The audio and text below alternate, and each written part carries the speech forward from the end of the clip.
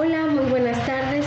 Damos gracias de que hoy una vez más podemos reunirnos para leer la Escritura y aprender un poco de ella.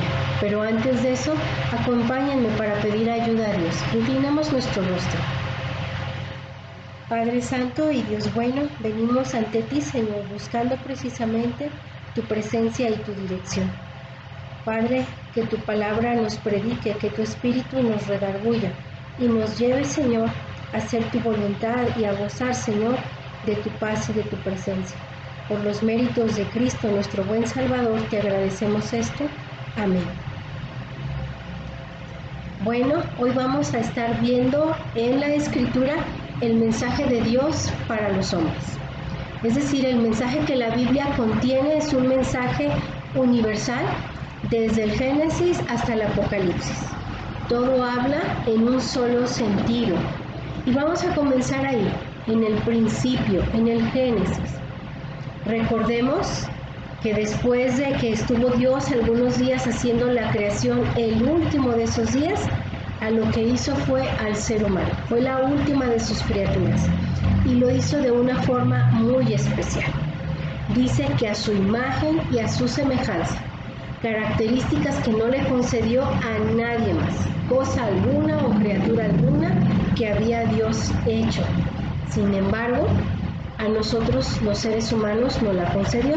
Ya lo hemos estudiado anteriormente y sabemos que se refiere a su capacidad de razonar, es decir, a la inteligencia, a su capacidad evolutiva, es decir, el poder decidir entre o escoger para hacer las cosas, el poseer desde que fuimos creados un espíritu eterno con un cuerpo mortal, y todo esto en santidad y justicia.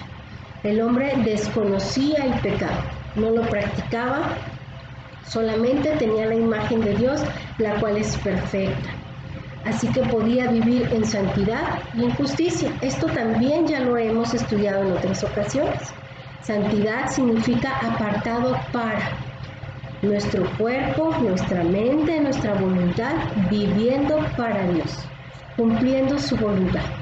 La justicia es la ley y las normas de nuestro Dios. Así que una persona puede tener una vida recta o correcta cuando está cumpliendo lo que Dios manda. Así no tendrá errores ni pecado. Y dice la Escritura en Génesis 1:27, y creó Dios al hombre a su imagen.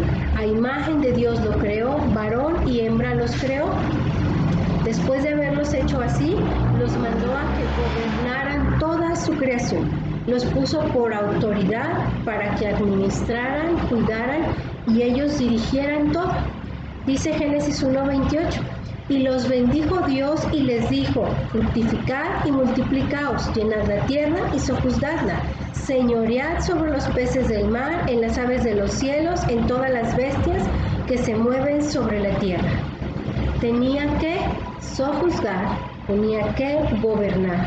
Estas cualidades fueron dadas como una bendición, pero tenían que ser cumplidas bajo el liderazgo de Dios, subordinados a su ley, a su justicia, a su semejanza. Así es como el hombre podía vivir y gobernar. Pero el Génesis, el comienzo de la humanidad, continúa y llega el momento en que tiene que enfrentar este primer hombre, Adán, al diablo. Sabemos que es engañador y padre de mentira, pues Adán cayó en su engaño. Tuvo la oportunidad de obedecer a Dios o de obedecer al diablo. Y ya sabemos lo que pasó. Pero también vemos que al obedecer a Dios estaba sujeto a su autoridad, leyes, mandamientos, etc. Es decir, podía vivir sin problemas, sin error, con felicidad, en buena comunión, todo estaba listo. Cuando el diablo le engaña, le dice, no morirás si desobedeces, sino que serás como Dios. Y entra la codicia. Ya no tendrá que obedecer, ya no tendrá que depender, ya no tiene que seguir las leyes de Dios. Ahora puede hacer su voluntad, inventar su justicia, poner las leyes que le convengan, manejarse a antojo, darle gusto a su mente, a su cuerpo y ser autogobernado. Ese es No es el haber fallado, no es el haber tomado el fruto, sino que deseó ser como Dios, se rebeló a su autoridad, le negó y se apartó de él. Sin embargo, Adán tuvo que enfrentar a Dios como lo haremos todos los hombres. Un día tendremos que mirar de frente a Dios y tendremos que rendir cuentas por nuestros actos como tuvo que hacerlo Adán. Tristemente vemos que en el momento de reconocer que había fallado, desobedecido, y en lugar de pedir perdón y arrepentirse, entonces Adán miente, inventa pretextos para hacer su justicia, para aparentar ser inocente e inculpa a Eva. El hombre sigue siendo lo mismo, sigue poniendo pretextos, sigue culpando a otros, sigue inventando cosas para justificar y decir que lo que hizo está bien. A pesar de esto, Adán y cualquier otra persona no tienen ayuda ni justificación, porque la verdad de Dios es objetiva. La verdad de Dios no escucha a la mentira. La verdad de Dios no excusa, no acepta las excusas. La verdad de Dios es perfecta, no se equivoca y Dios no cambia. Él ya había establecido la norma y ninguna otra cosa sería aceptada. Por eso dice la Escritura en Génesis 2, 16 y 17. Y mandó Jehová Dios al hombre diciendo: de todo árbol del huerto podrás comer, mas del árbol de la ciencia del bien y del mal no comerás, porque el día que de él comieres, ciertamente morirás. Era un mandato. El día que desobedezcas esto, morirás, por haberse rebelado a Dios, por rechazar su mandamiento, por no escucharlo, por hacer su justicia. Pero también se unió al diablo. Se hizo su aliado, lo escuchó, le hizo caso, se convirtió indirectamente, o mejor dicho, directamente, en un enemigo de Dios junto al diablo, pretendiendo ser igual a él, usurpando su lugar, poniendo reglas, normas, mandamientos, etc.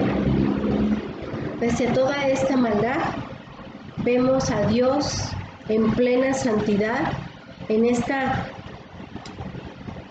capacidad que tiene de no cambiar. Es un juez justo que ha de castigar el pecado y no lo perdona, pero su amor es tan grande como su justicia y no ha de perdonar, pero ha de abrir la puerta para que el castigo sea pagado de alguna forma y salvar al hombre. Y entonces vemos allí en el capítulo 3 de Génesis, justo en el momento de la caída, la oportunidad, la salida que Dios ofrece, que conocemos como el protoevangelio. El primer evangelio donde Dios le da la oportunidad al hombre después de haber pecado y dice así: y pondré enemistad entre ti y la mujer, entre tu simiente y la simiente suya. Esta te herirá en la cabeza y tú le herirás en el calcañar. Esta es la condena que Dios le pone a la serpiente, que es más que un símbolo de su verdadero enemigo, es decir, al diablo. Y habla de su simiente, de su pecado, de las personas que le sigan. Tendrán enemistad con la simiente de la mujer, es decir, Cristo. Cristo nacido de mujer. Y luego dice, esa serpiente te herirá en el talón, te causará cierta molestia, pero el hijo de la mujer te destruirá, aplastará tu cabeza. Jesús destruyendo el daño de Satanás que ha causado a la humanidad. Dios presenta el evangelio de la salvación, la oportunidad para poder reconciliarse. Todos aquellos que desobedecimos, nos rebelamos, pecamos, hicimos nuestra voluntad, ahora surge la oportunidad en Cristo como el único y exclusivo camino para volver al estado inicial, como Dios había creado a los seres humanos, en santidad, en justicia, semejantes a Dios, olvidándonos del daño que hemos aprendido durante muchos años o todos los días de nuestra vida, Cuando alguien llega a la fe, esta es la oportunidad, volver al primer estado, gracias a la muerte sustituta de Cristo. Un inocente paga la culpa y sufre el castigo que deben de sufrir los culpables. Este es el Evangelio. Todo hombre es capaz de razonar y de decidir, pero a pesar de que tiene la semejanza de Dios inmersa en él, cae en el engaño y cae por placer, cae por gusto. Es una rebeldía. El diablo solamente pone la tentación. Hemos caído en la ideología del mundo, en la corriente del mundo, en sus pecados, sus modas, sus pensamientos, su libertinaje. El hombre ha caído en sus intenciones individualistas y egoístas, apartándose de Dios para seguir al diablo, seguir en sus tentaciones para producir un placer personal. Y en ese anuncio del Evangelio vemos un símbolo de lo que sería. Dice Génesis 3:21, y Jehová Dios hizo al hombre y a la mujer túnicas de pieles y los vistió. Allí la primera vez que alguien tuvo que morir para que fuera cubierto el pecado que se había cometido por los hombres. Y empieza a vislumbrarse el Evangelio en muchas formas. Aquí nace el recomienzo, la segunda oportunidad para la humanidad que ha caído.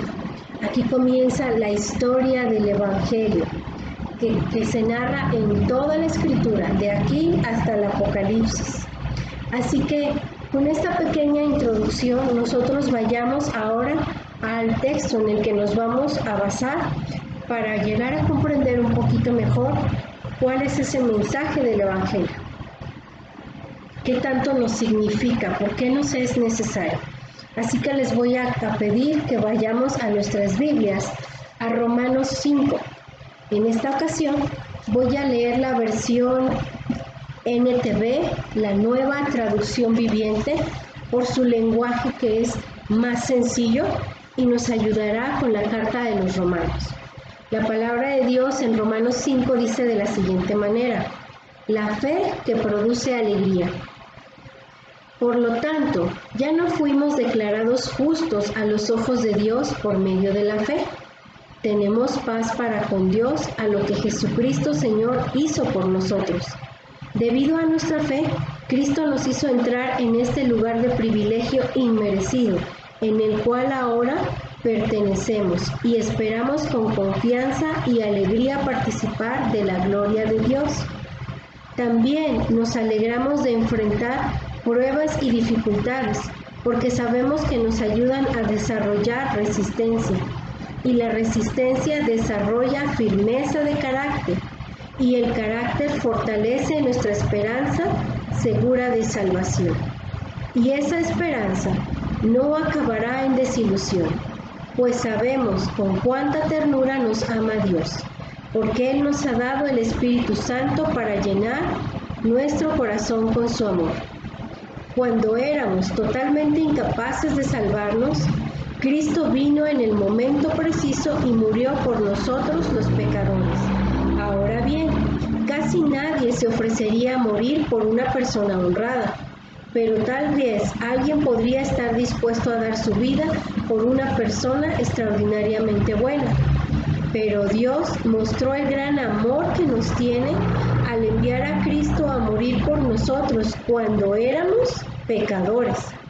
Entonces, como se nos declaró justos a los ojos de Dios por la sangre de Cristo, con toda seguridad Él nos salvará de la condenación de Dios. Pues, como nuestra amistad con Dios quedó restablecida por la muerte de su Hijo, cuando todavía éramos sus enemigos, con toda seguridad seremos salvos por la vida de su Hijo. Así que ahora podemos alegrarnos de nuestra nueva y maravillosa relación con Dios, gracias a nuestro Señor Jesucristo, que nos hizo amigos de Dios. Cuando Adán pecó, el pecado entró en el mundo. El pecado de Adán introdujo la muerte de todo, que la muerte se extendió a todos, porque todos pecaron. Es cierto, la gente ya pecaba aún antes de que se entregara la ley, pero no se tomaba en cuenta como pecado porque todavía no existía ninguna ley para violar. Sin embargo, desde los tiempos de Adán hasta los tiempos de Moisés, todos murieron, inclusive los que no desobedecieron un mandamiento explícito de Dios como lo hizo Adán. Ahora bien, esto es un símbolo, una representación de Cristo, quien aún tenía que venir. Pero hay una gran diferencia entre el pecado de Adán y el regalo del favor inmerecido, su gracia de Dios. Pues el pecado de un solo hombre, Adán, trajo muerte a muchos. Pero la gracia, el gran regalo maravilloso de Dios, el regalo de su perdón para muchos por medio de la fe, el favor inmerecido, que es muy diferente de la consecuencia del pecado de ese primer hombre. Pues el pecado de Adán llevó a condenación, pero el regalo de Dios nos lleva a ser declarados justos a los ojos de Dios, a pesar de que somos culpables de muchos pecados. Pues el pecado de un solo hombre, Adán, hizo que la muerte reinara para muchos. Pero aún más grande es la gracia y maravillosa de Dios y el regalo de su justicia, porque todos los que lo reciben vivirán en victoria sobre el pecado y la muerte por medio de un solo hombre, Jesucristo. Así que un solo pecado de Adán trae condenación para todos, pero un solo acto de justicia de Cristo trae relación correcta con Dios y vida nueva para con todos. Por uno solo que desobedeció a Dios, muchos pasaron a ser pecadores, pero por uno solo que obedeció a Dios, muchos serán declarados justos. Pero la ley de Dios fue entregada para que toda la gente se diera cuenta de la magnitud de su pecado. Mientras más pecaba la gente, más abundaba la gracia maravillosa de Dios. Entonces, así como el pecado reinó sobre muchos y los llevó a la muerte, ahora reina en cambio la gracia maravillosa de Dios, la cual nos pone en relación correcta con Él y nos da como resultado la vida eterna por medio de Cristo Jesús, nuestro Señor. Amén. Veamos algunos de los puntos de la cual nos habla la carta de los Romanos acerca del mensaje. Ya pudimos ver entonces que el mensaje es el Evangelio. Desde el momento en que el hombre pecó, Dios le brinda la oportunidad y lanza el Evangelio para poder salvarlo. Y vemos unas diferencias fuertes entre Adán y Jesucristo. Así que en los primeros versículos vemos justificados por la fe. Recordemos pues que fe significa plena confianza en Cristo. Por lo tanto, yo dependo de Él. Yo creo que Él es Dios. Yo creo que Él es el Mesías prometido desde el Antiguo Testamento para restaurar, para salvar, para llevar a la gloria y que tiene poder para limpiarme de mi propia maldad. Tiene poder para rescatarme del castigo del infierno y llevarme a la presencia de Cristo. Eso es la fe, pero esta fe es inválida utilizada intelectualmente como un mero conocimiento, pues es una fe que se practica. Si yo digo que tengo confianza, debo de confiar en Él, debo de creer en Él, debo depender de Él y debo de practicar su ley, demostrando que no soy como el Adán que cayó, sino como el hombre y la mujer que puede volver por medio de Cristo a la antigua santidad. Dios es un juez justo, es decir, Dios no solapa el pecado. Dios dijo, el día que pecares, morirás. Así que ningún ser humano puede decir que no merecemos esa muerte eterna, que no merecemos el castigo. Todos hemos infringido la ley. Ya lo leímos en Romanos. Por Adán, nosotros estamos considerados dentro de la humanidad y en Él recibimos esa caída y somos responsables de nuestro propio pecado. En Él todos pecamos. Dijimos que Dios no puede solapar, Dios no puede ignorar el pecado, ni modificar siquiera su sentencia. Merecemos una muerte eterna por habernos rebelado, por infringir la ley. Pero en su amor, a la par, en igualdad de su justicia, nos ofrece con misericordia el Evangelio, el protoevangelio que escuchamos en Génesis 3:15, la ley del sustituto. Entonces no tendrá que pagar el hombre por sus culpas, sino que Cristo muere para limpiarnos de ese error, pagando nuestros errores. La ira de Dios se satisface con el sacrificio expiatorio de Cristo. Alguien tiene que pagar. Esa es la ley del sustituto. De una forma común diríamos el chivo expiatorio. Cristo tomó el lugar del culpable y Él sufrió el castigo de quien incumplió la ley, los seres humanos, para poder ser presentados como justos. Entonces la justicia, justificados pues por la fe, como leíamos en Romanos, el que es justificado delante de Dios es aquel que por supuesto es pecador, que se ha rebelado, que ha desobedecido, que ha querido ser su propio Dios, pero que por la muerte de Cristo es perdonado y aceptado como inocente. No es inocente, pero somos aceptados como inocentes. Ahora el siguiente versículo nos dice que la fe abre la puerta a la gracia. La gracia significa regalo inmerecido y ese regalo es Cristo. Cristo es nuestro evangelio. Cristo es el regalo que Dios nos da para que seamos salvados de nuestro pecado y la condena que merecemos. Pero es solamente por medio de la fe. Si no crees, si no dependes, si no confías, si no vives como Jesús nos mostró, entonces no serás capaz, ningún ser humano. No podemos, necesitamos de confiar, de creer, de poner nuestra alma a sus pies, de aceptar hacer su voluntad por medio de la fe para que recibamos ese regalo. Alguien que va a sustituirnos para pagar nuestros delitos. En ello tenemos que permanecer firmes. No podemos decir, yo creo, pero vivir como demonios. Si hemos creído, entonces practicamos esa fe. Así tendremos la certeza de un día ver la gloria celestial. La vida cristiana es el resultado de la gracia de Dios.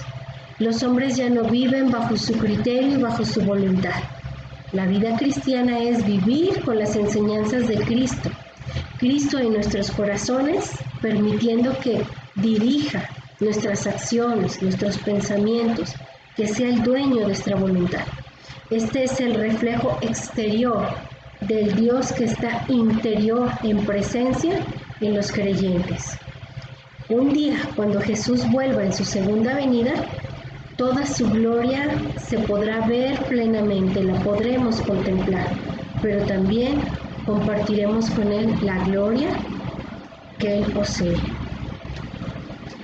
La carta a los Romanos nos enseña que a pesar de las dificultades y los conflictos, cuando vivimos atribulados, para quienes han creído en Jesús y han aceptado el mensaje del Evangelio, cuentan con la promesa de Dios, la esperanza de gloria.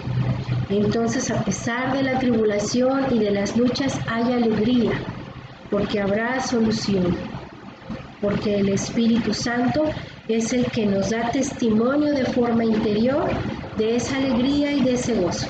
El verdadero creyente, el que pone su fe, lo siente, lo percibe, y con el Espíritu Santo es consolado y fortalecido para salir victorioso de esa prueba y de esa dificultad. Jesús, dice Romanos, da su vida por los pecadores. Aquellos que conscientemente se rebelaron a Dios de forma impía, ahora se vuelven discípulos, aprendices del estilo de vida de Jesús. y empezamos a andar como Él anduvo.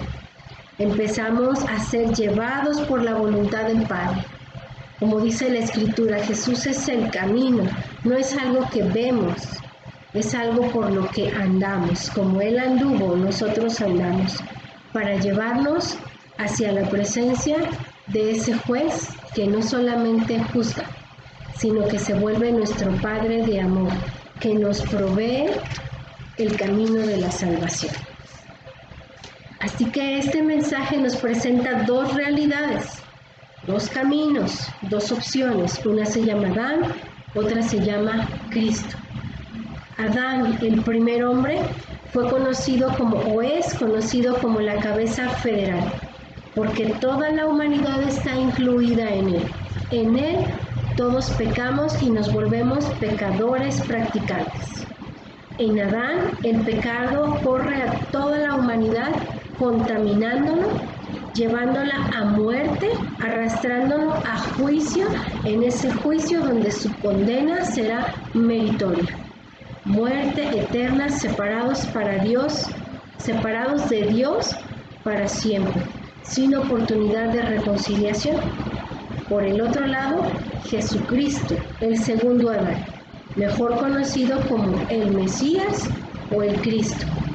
En él, por la fe, los hombres tienen acceso al don de Dios, es decir, al don de la justicia, de ser declarados justos siendo culpables, a la gracia, a ese regalo inmerecido, la vida de Dios entregada en la cruz de forma inocente para pagar por un culpable. En él todos podemos ser salvos por medio de la fe. En Cristo el pecado es quitado de los hombres. Enseguida esto ofrece una reconciliación para con el Padre, vida eterna y salvación del juicio. Esta es una oportunidad para todo mundo, pero se recibe por medio de la fe. Dice Romanos 5, donde leímos del 19 al 21. Porque así como por la desobediencia de un hombre los muchos fueron constituidos pecadores, así también por la obediencia de uno, y lo repito, así también por la obediencia de uno, los muchos serán constituidos justos.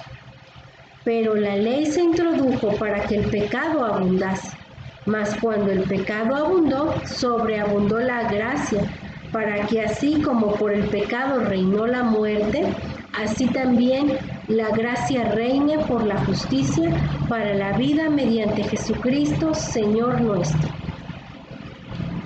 Y comentábamos que por la obediencia de uno, ¿a qué obediencia se refiere? Nosotros sabemos que habla de Jesús, pero ¿en qué obedeció Jesús para que nos concediera la justicia a los demás? Bueno, dice Levítico 18:5, fue, es y será el único en cumplir perfectamente la ley, es decir, Jesús. Y lo que dice es esto: por tanto, guardaréis mis estatutos y mis ordenanzas, las cuales, haciendo el hombre, vivirá en ellos. Debía el hombre por mandamiento vivir y cumplir todos los estatutos, ordenanzas. Ninguno lo hemos logrado. El único fue Cristo Jesús. Por eso decíamos, Jesús fue, es y será el único que obedezca 100% la ley de Dios y satisfaga y agrada al Padre. También dice Juan 6:38, porque he descendido del cielo, no para hacer mi voluntad, sino para hacer la voluntad del que me envió. En esto obedeció Jesús. Para esto estuvo Jesús en la tierra. Igual que tú y que yo, tiene todas las oportunidades para descansar, para pensar, para inventarse leyes, reglas, voluntades, formas, deseos. Pero Él no lo hizo. Él no cedió a la tentación. Él no se rindió a su carne, a su cuerpo. Él dijo, yo vine para cumplir con la voluntad de mi Padre, y lo hizo. No procuró darse placer cuando tenía deseos. sino que siempre estuvo obedeciendo lo que Dios le había mandado. Dice Juan 8:29, porque el que me envió conmigo está, no me ha dejado solo el Padre, porque yo hago siempre lo que le agrada. Así que la vida de Dios fue una manifestación de agradar a Dios. Sus pensamientos, sus acciones, sus actitudes, sus horarios, su vocabulario, su trato, sus relaciones, su ética, su moral, todo en esencia lo que él vivía como persona agradaba al Padre. Qué pena que tú y yo tengamos esta lucha de tener acceso al pecado y optar por él. Pero qué maravillosa gracia cuando recibimos por fe el Espíritu Santo que nos ayuda a limpiar, que nos guía, que nos consuela, que nos muestra el camino, nos ilumina para qué dice Dios, cómo lo quiere Dios y darnos la fortaleza para salir adelante y seguir ese camino en lugar de caer en la tentación y de seguir nuestros propios deseos. Entonces tenemos la oportunidad a través de esto de agradar al Padre. Jesús agradó al Padre, esa fue su obediencia. Jesús obedeció su voluntad, esa fue su obediencia. Jesús cumplió toda la ley, todos los estatutos, esa también fue su obediencia. Y algo más. Dice Lucas 4 del 18 al 21. El Espíritu del Señor está sobre mí, por cuanto me ha ungido para dar buenas nuevas a los pobres. Me ha enviado para sanar a los quebrantados de corazón, a pregonar libertad a los cautivos, a dar vista a los ciegos, a poner libertad a los oprimidos, a predicar el año agradable del Señor. Y enrollando el libro, Jesús dijo, entregándolo al ministro, se sentó y los ojos de todos en la sinagoga estaban fijos en él y comenzó a decirles, hoy se ha cumplido esta escritura delante de vosotros. El Espíritu de Dios había posado sobre Jesús para que fuera a predicar, para que fuera a sanar, para que fuera a restaurar las almas, para que diera libertad del pecado, para hacer milagros en el cuerpo del hombre, dándole sanidad. Los oprimidos, los que no tienen ya voluntad, los que siguen las tentaciones, predicándoles el día de la salvación, el tiempo donde el Señor regiría como amo, como rey, para ser obedecido y adorado. Y Jesús dijo, esto se ha cumplido en su vida, en su presencia. Él obedeció todos estos mandatos del Señor. Vino a salvarnos, vino a predicarnos, vino a enseñarnos, vino a liberarnos, a mostrarnos el camino. Ha hecho muchos milagros en la vida de cada uno de nosotros cuando hemos tenido dificultad, necesidad, enfermedad, frustración, dolor, impotencia y otras cosas.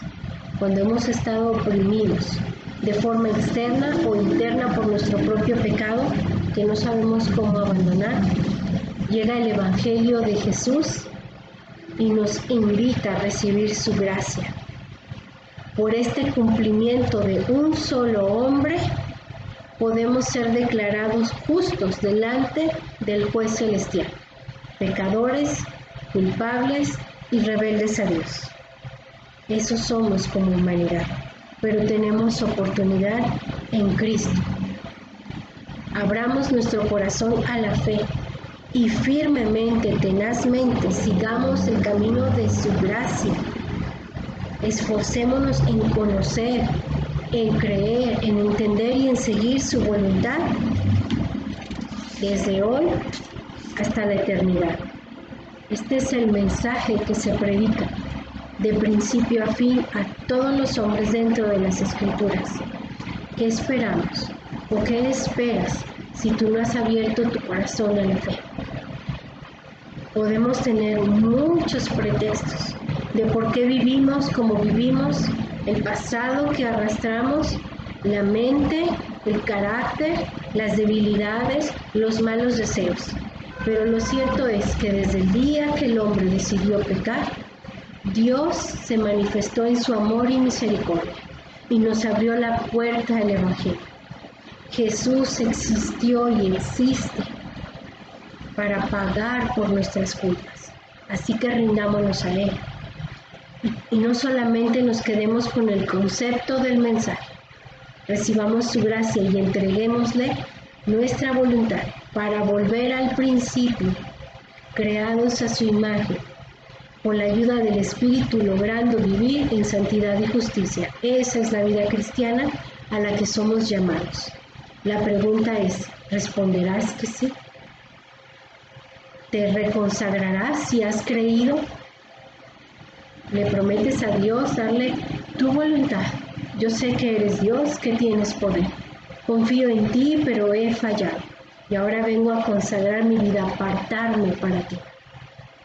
Esa es la invitación que nos hace el mensaje. Así que oremos juntos. Padre Santo y buen Dios, gracias te damos, Señor, porque tu amor y tu misericordia son tan grandiosas que neutralizan tu ira y tu justicia en Cristo. Gracias por este mensaje de salvación que nos has dado, Señor, para tener el conocimiento y el camino abierto a la salvación. Ruego, bendito Dios, por cada uno de los oyentes, que el Espíritu Santo nos redarguya y nos ayude, Señor, para que nos humillemos delante de ti y reconozcamos, Señor, que no cerremos los corazones, que reconozcamos nuestras fallas, nuestras culpas, que nos hemos alejado de ti, que rechazamos tu voluntad y tu justicia, que seguimos nuestra norma, nuestros deseos, que nos hemos comploteado, Señor, con el diablo, volviéndonos tus enemigos al desobedecer tu ley. Pero ahora este mensaje, Señor, es un mensaje que abrazamos, que queremos vivir y queremos llegar, Señor, no solamente a conocer tu gloria, a disfrutar, Señor, tu gloria en alegría en nuestros corazones, sino conservarla por una eternidad. Ruego, Señor, que cada uno de los oyentes pueda hacer una oración personal y privada, confesando, Señor, su falta, su pecado, pidiendo perdón para no ser como Adán, que se miente, se justifica, se esconde, para poder seguir pecando libremente. Que no sea esta, Señor, la decisión que algunos tomen, sino que se reconsagren y se vuelvan a ti. Gracias, Padre, por este mensaje que tú otorgaste hace siglos y que sigue vivo, Señor, que sigue siendo efectivo para todo aquel que se arremete. En el nombre de Cristo Jesús. Amén. Pues que Dios nos bendiga, hagamos esta reflexión en lo personal y sigamos escudriñando las Escrituras para conocer más y más a nuestro Dios. Muy buena tarde, nos vemos la próxima vez que Dios nos permita.